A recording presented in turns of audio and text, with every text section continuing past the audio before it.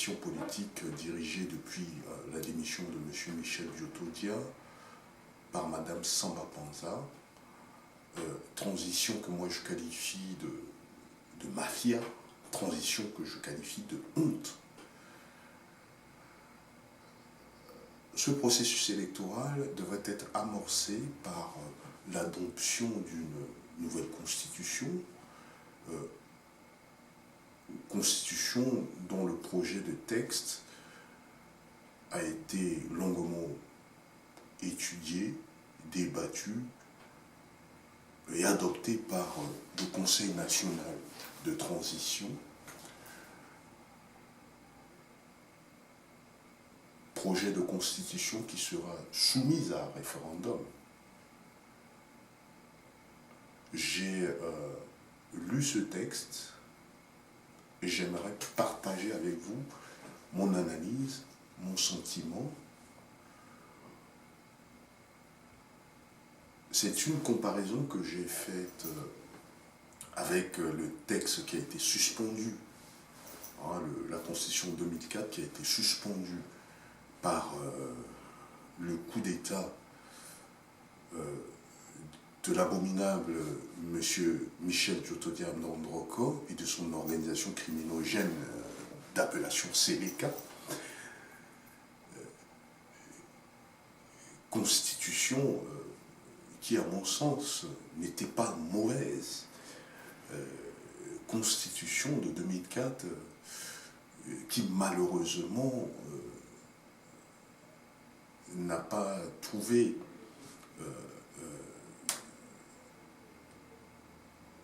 son équilibre, puisque M. Bozizé n'a pas pu mettre en place toutes les institutions qui étaient prévues, qui étaient prévues dans ce texte. Alors, la Constitution 2015, elle est inspirée de cette Constitution de 2004. Les deux textes comportent 14 titres, ça veut dire qu'il y a 14 parties. La Constitution, le projet de 2015 comporte 126 articles, à la différence avec celle de 2004 qui n'en comporte que 112. Il y a grosso modo à peu près les mêmes pouvoirs, pouvoir exécutif, dont le chef est le président de la République, qui nomme un Premier ministre et son gouvernement. On a un pouvoir législatif qui est composé de 2 chambres, cette fois-ci, à la différence des constitutions qu'on a connues jusque-là, l'Assemblée nationale et le Sénat. Comme dans la Constitution de 2004, il y a le pouvoir judiciaire qui est composé grosso modo de la même manière, Cour de cassation, exactement de la même manière, la Cour constitutionnelle dans les 2 contextes, une haute cour de justice qui est une juridiction, temporaire, qui est mise en place à des occasions bien spécifiques. On a des collectivités territoriales qui sont censées être dirigées par des élus, comme celle de 2004, et dont Bozizé n'a pas pu mettre en place. On a un conseil économique et social, comme en 2004, et un conseil national de la médiation, comme en 2004. Donc, grosso modo, ces textes sont les mêmes. On a rajouté juste une nouvelle chambre législative qui est le Sénat. après des dispositions, des alinéas, des articles ont été rajoutés pour enrichir un peu le texte par rapport au texte de 2004 et par rapport à ce que nous avons vécu sous le nouveau coup d'État, et donc sur les questions d'éligibilité des personnes qui ont été complices. À titre d'exemple, le MLPC, dont le président a soutenu ouvertement le coup d'État de la Séléka, et au même titre, l'éligibilité de M. Boussissé, qui a été chef de rébellion, qui avait fait un coup d'État, et la même concernant M. Diotodia, qui a fomenté un coup d'État aussi. Donc, les deux textes se valent, hein, et on l'a enrichi. Moi, ce qui me pose problème, c'est surtout la création du Sénat dans un contexte de pauvreté extrême que certains de nos populations subissent. Je trouve inopportun de créer cette chambre dans un contexte de chômage aigu, que nos jeunes qui sortent d'université, qui sortent des différentes formations, on peut prendre le budget prévu pour le Sénat et qu'on affecte au recrutement de ces jeunes, à l'intégration de la fonction publique. Dieu seul sait combien on en a besoin. Donc, sur ce texte, je le trouve assez bon, hein, au même titre que le texte de 2004, mais comme l'a si bien dit le général de Gaulle, et dont un ami avec qui on a l'habitude de discuter aime si bien le rappeler, on peut avoir une meilleure constitution du monde, mais s'il n'y a pas des hommes de vertu pour l'appliquer, même si c'est un meilleur texte, on ne fera rien avec. Donc, sur ce projet, je peux vous dire que je reste sur ma faim. J'aurais souhaité qu'on aille plus loin.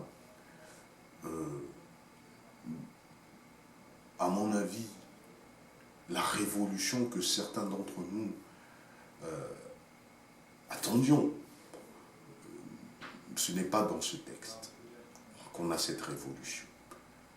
Moi, par exemple, j'aurais souhaité qu'on écrive noir sur blanc que, par exemple, le Premier ministre est désigné par l'Assemblée nationale, par un vote, comme on a fait pour le président de transition, et que le président de la République n'a qu'à nommer, signer le décret de nomination.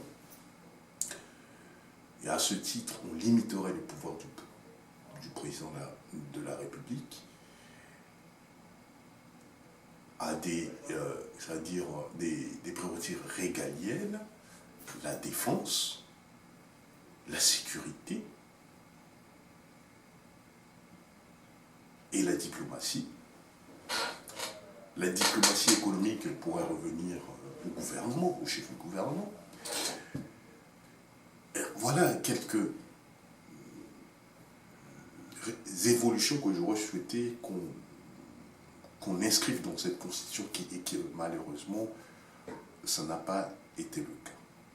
À titre d'un autre exemple, j'aurais souhaité que, par exemple, le procureur de la République ne soit plus nommé, mais élu par la population pour un mandat de 3 ans, par exemple, ce qui permettrait d'éviter ces abus d'autorité, ces injustices, ces arrestations arbitraires des pouvoirs qui sont en place. Le président serait au-dessus de tout ça, fera l'arbitrage entre les institutions, serait le garant de, de la Constitution, de notre défense nationale, de notre sécurité. Et donc, il serait au-dessus de tout ça. Par exemple, dans les attributions du président de la République, il préside le Conseil supérieur de la magistrature. Moi, je trouve ça assez aberrant. J'aurais souhaité qu'on lève cette prérogative au président de la République et que le Conseil supérieur de la magistrature soit dirigé, présidé par le doyen des juges. Voilà. Donc, tout ça, c'est pour dire, je reste sur ma faim, mais comme un pays ne peut pas fonctionner sans constitution, hein, mon premier sentiment serait d'appeler à voter non à cette constitution. Voilà, mon premier sentiment, c'est d'aller voter non. Mais comme on sort de transition, j'appellerais à voter oui, tout en appelant les différents candidats à la présidence de prévoir des amendements à cette constitution qui, à mon sens, a été débattue, adoptée à la va-vite, parce qu'on est pressé par le temps, parce qu'on est dans l'urgence. Une constitution, on peut l'amender, la modifier. À titre d'exemple, vous prenez les États-Unis, qui est une démocratie, une grande démocratie, et dont la constitution a été adoptée depuis le XVIIIe siècle, et donc qui a connu des évolutions, des amendements. Non jamais, nous, à chaque alternance, chaque président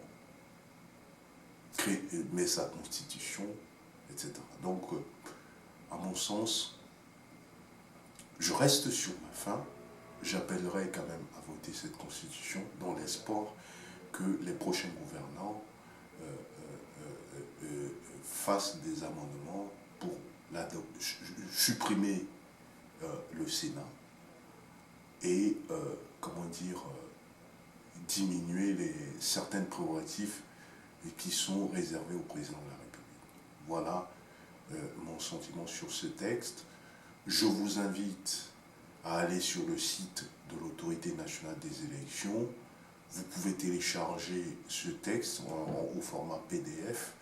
Vous pouvez vous lire pour vous faire votre propre idée. Voilà. Je vous remercie de votre attention. Et puis, je vous dirai à la prochaine. J'aurai d'autres rubriques sur lesquelles donner mon contenu. Merci.